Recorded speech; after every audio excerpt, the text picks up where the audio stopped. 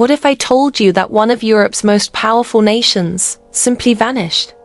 That a country of 23 million people, stretching across the Balkans, tore itself apart in one of the bloodiest conflicts since World War II. This is the story of Yugoslavia, a nation that rose from the ashes of empires, defied both Stalin and the West, and then destroyed itself from within. Picture this. It's 1918. World War I has just ended, and the mighty Austro-Hungarian Empire lies in ruins. From its collapsed borders emerges something extraordinary, a kingdom uniting the South Slavs for the first time in history. They called it Yugoslavia, literally meaning land of the South Slavs. But this was just the beginning.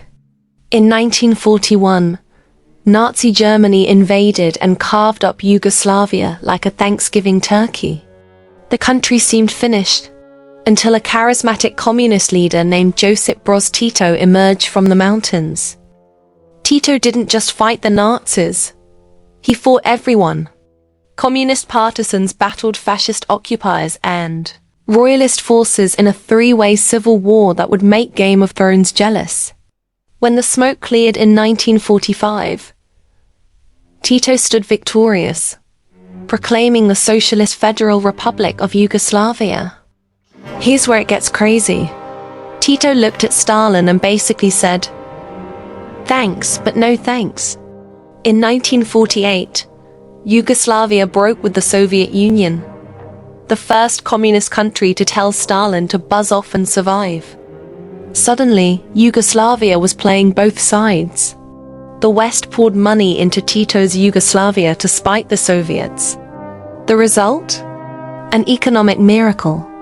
By the 1960s, Yugoslavia was the Switzerland of the Balkans, prosperous, neutral, and surprisingly free.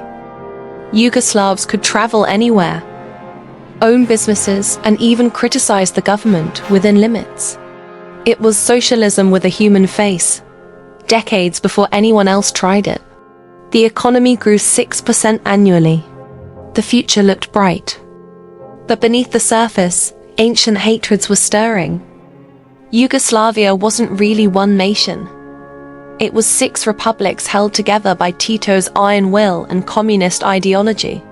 Serbs, Croats, Slovenes, Bosnians, Macedonians, and Montenegrins, each with their own language, religion, and historical grievances.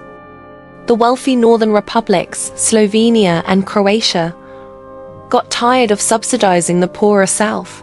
The Serbs felt they were making too many concessions to minorities. Kosovo's Albanians wanted independence. Everyone had a complaint. In the 1970s, massive protests erupted across the country. Croatian nationalists demanded independence. Serbian politicians pushed back harder. Economic crisis hit, and suddenly the Yugoslav dream was turning into a nightmare. The only thing holding it together was Tito himself, the man who had defeated Hitler, defied Stalin, and charmed the world. May 4, 1980. Tito dies. Within months, Yugoslavia began eating itself alive. Slobodan Milosevic rose to power in Serbia, preaching Serbian nationalism and rolling back minority rights. Kosovo erupted in protests. Slovenia and Croatia began planning their escape. Then came 1991, the year Yugoslavia died.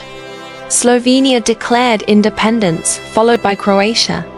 Milosevic sent in the army, and Europe watched in horror as concentration camps returned to the continent. The wars that followed were unspeakable. Sarajevo under siege for 4 years. The massacre at Srebrenica. Ethnic cleansing became a household term. Over 130,000 people died. Millions became refugees.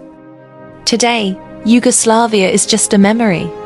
In its place stand 7 independent nations: Slovenia, Croatia, Bosnia and Herzegovina, Serbia, Montenegro, North Macedonia, and Kosovo. The dream of South Slavic unity died in the hills of Bosnia. and the streets of Sarajevo. But the lessons remain.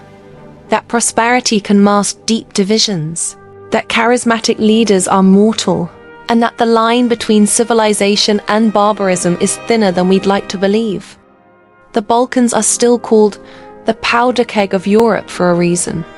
Some wounds, it seems, never fully heal. What other historical mysteries would you like us to uncover? Subscribe and let us know in the comments below.